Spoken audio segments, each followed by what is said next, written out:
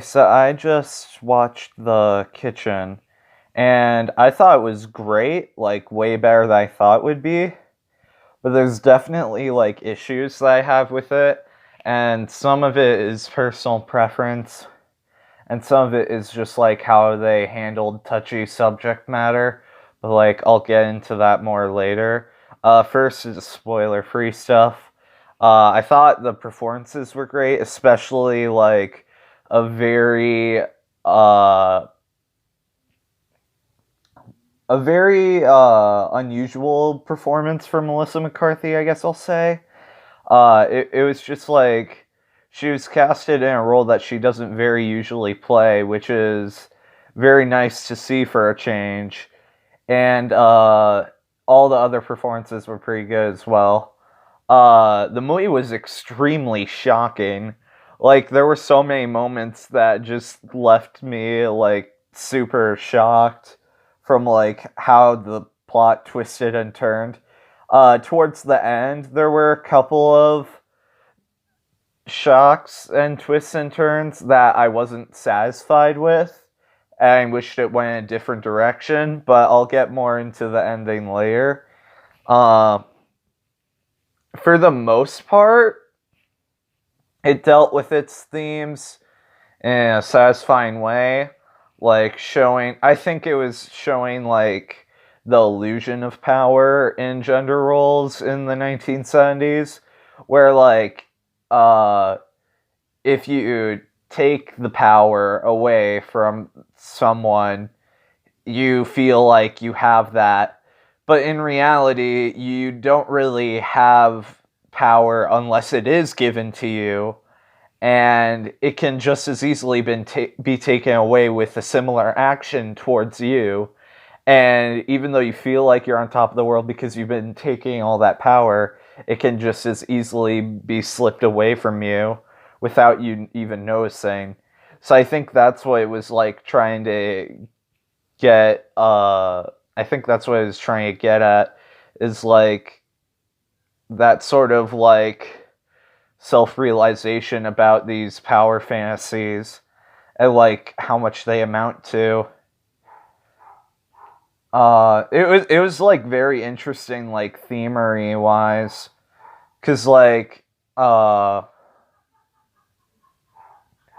the it also like one of the things that tackled was like yes, we're rooting for these women because they're taking back uh they're taking back their relationships in ways that are helpful to themselves because they've been suffering for so long. And most of us here, I'm assuming, are pro women, ergo, we're probably pro feminism then, but not like exactly extreme feminists, and uh, some of us, anyways. And I I think it was like showing like how far is like too far to go in that direction. Like, does that mean that murder is acceptable just because like yay feminism? And it's just going like there is like a point where you reach too far in that. Uh and yeah, I think that a lot of the characters became unlikable by the point you reached the end of the movie. By the end of the movie, only one of the characters left alive was even likable, in my opinion. But more on that in the spoilers. Uh, Mostly because one character that was likable throughout most of the movie makes a very midsummery, a dollhousey choice at the end that I felt like kind of undermines her likability, because it's a pretty cold-hearted choice to make. Even though in this instance I totally understand what she's getting at, and I too would make a decision in that direction, but I wouldn't have gone so extreme as to make the scene end with murder. I'm trying to be vague here because I don't want to go into spoilers. Uh, So there's a scene like that. Whenever death happens, it's just extremely shocking. It just comes out of nowhere. Uh, yeah, at the end, I feel like I wanted Elizabeth Moss and Domhnall Gleeson to be the ones on top at the end, and then Tiffany Haddish I felt like should have died close to the end of the movie. Like if any character should have died out of nowhere, it probably should have been her. Uh, well, some parts towards the beginning dragged a little bit, but like in the end, it doesn't really matter because the movie's super short and like the aesthetic is so there, and I vibe with that aesthetic so much that it's just like I thoroughly enjoyed the movie, so I don't really mind very much. Uh, at the beginning, I thought it was being a little too misogynistic and trying to be funny in the wrong sort of ways.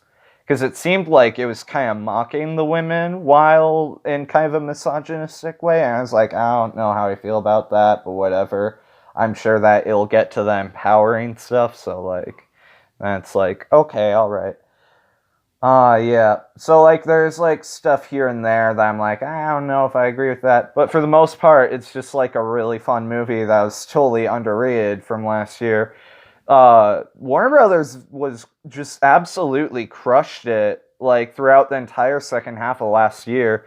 Just every single movie is great. One of the weakest movie that you released last year is The Good Liar, and you did like 20 great movies within like those 4 months. Then like good job. Like seriously.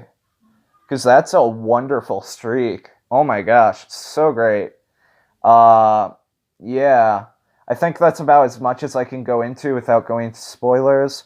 Uh the comics, this was based on a DC Vertigo comic who also did Fables, The Wolf Among Us.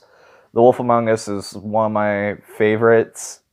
So I was very happy to see Kitchen get big screen treatment, which alone was worthy of me getting a thumbs up. But the fact that was actually great was like equally exciting. So yeah, I'm definitely gonna continue to support this movie, and I hope you guys check it out and give it a shot too, because it was fun. It was kind of Scorsese-esque, which I wasn't really expecting.